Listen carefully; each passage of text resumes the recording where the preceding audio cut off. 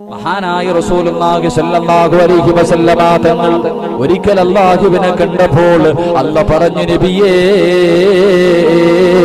എന്റെ അടിമകളിൽ ചില ആൾക്കാരെ എനിക്ക് വല്ലാത്ത ഇഷ്ടമാണ്. അവൻ എന്നെ ഓർക്കുന്നതിനേക്കാൾ ഞാൻ അവനെ ഓർക്കുന്നു നബിയേ. അവൻ എന്നെ കുറിച്ച് പറയുന്നതിനേക്കാൾ ഞാൻ അവനെ കുറിച്ച് മലക്കുകളോട് പറയുന്നുണ്ട് നബിയേ.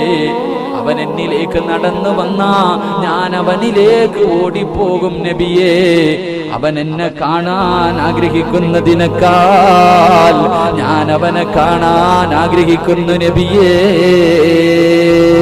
അത് പ്രിയപ്പെട്ടവരെ, അല്ലാഹുവിന്റെ റസൂൽ സഹാബത്തിനോട് പറയുകയാ, പടച്ചവൻ സ്നേഹിക്കുന്നവരുടെ ഒന്നാമത്തെ അടയാളം എന്തെന്നറിയുമോ?